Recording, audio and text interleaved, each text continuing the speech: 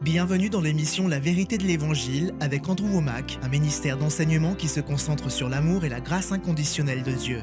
Il m'a aidé à me transformer, à être transformé à l'image de Dieu, ce qui est le dessein de Dieu pour ma vie.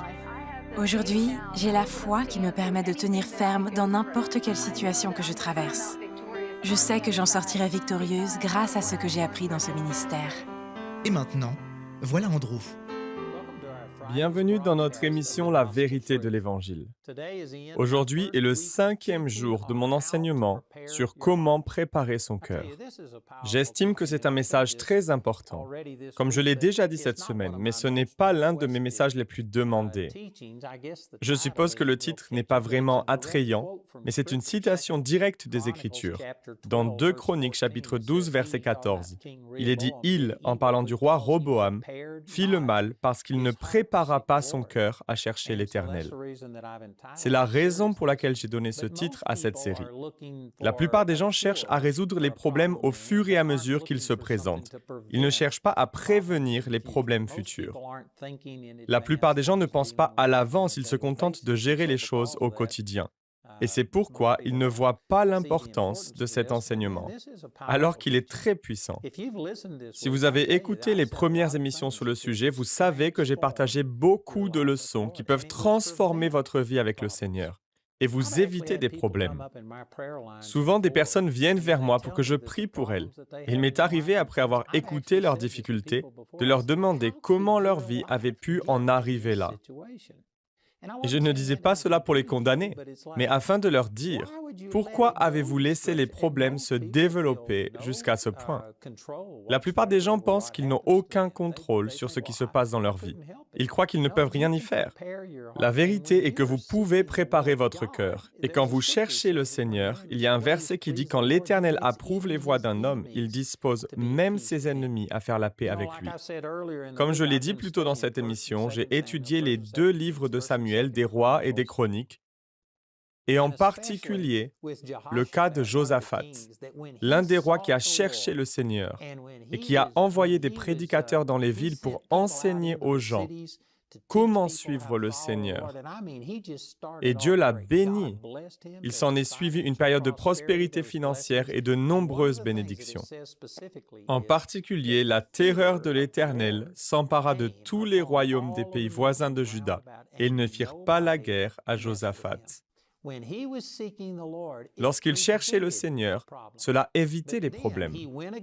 Mais plus tard, il a agi contre le conseil de Dieu. Il s'est fait réprimander par un prophète parce qu'il s'est lié d'amitié avec Achab, le roi d'Israël, qui était un homme particulièrement mauvais.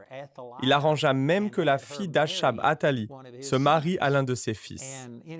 Je pourrais passer toute l'émission à expliquer les conséquences de cette décision, mais elle a entraîné la mort de dizaines de ses enfants, parce qu'Athalie a tué ses propres enfants et petits-enfants. C'était une femme particulièrement perverse. Josaphat avait organisé ce mariage pour des raisons politiques, pour gagner la faveur d'Achab, avec qui il s'est allié pour combattre. Josaphat avait plus d'1 million de soldats dans son armée, et il a aidé Achab, ce roi impie. Il a fini par perdre la bataille et a même failli y laisser sa vie. Ce fut seulement la miséricorde de Dieu qui lui sauva la vie. Mais il a été réprimandé pour cela. Lorsque cela s'est produit, lorsqu'il a cessé d'obéir à Dieu et qu'il a commencé à s'associer et à aider les impies, 3 rois se sont alliés contre lui. Vous pouvez lire cela dans le chapitre 20 du 2e livre des Chroniques. Cependant, parce qu'il s'est humilié, il a fait preuve d'humilité et qu'il a fait appel à Dieu, Dieu l'a délivré et a transformé cette situation en une victoire pour lui. Après qu'il ait repris le bon chemin avec le Seigneur, il est dit qu'à nouveau la crainte du Seigneur tomba sur toutes les nations environnantes, prévenant ainsi les problèmes. La plupart des gens ne réalisent pas que lorsqu'ils cherchent le Seigneur, cela évite toutes sortes de problèmes.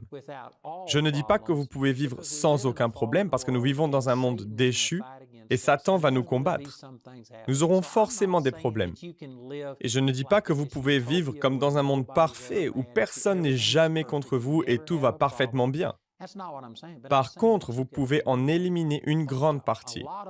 Beaucoup de nos problèmes sont auto-infligés parce que nous ne préparons pas notre cœur. Nous ne cherchons pas le Seigneur et nous permettons à Satan de pénétrer notre vie. C'est donc de cela que j'ai parlé pour partager plusieurs leçons importantes. Si vous avez manqué une partie de cet enseignement, je vous encourage à vous le procurer. Allez sur notre site web ou procurez-vous nos ressources. Je veux maintenant passer au psaume chapitre 10 pour partager avec vous l'une des étapes les plus importantes pour préparer votre cœur. J'ai utilisé le psaume 57, verset 7, où le mot « préparer » signifie « rassurer » ou « fermement établi ». Dans le psaume 78, cela signifie « fixer », ou si vous allez au verset 8, cela signifie « constant ». L'idée est de se concentrer. Notre cœur doit être déterminé et fixé, il doit être préparé. Et l'une des clés pour y parvenir se trouve ici, dans le psaume 10 au verset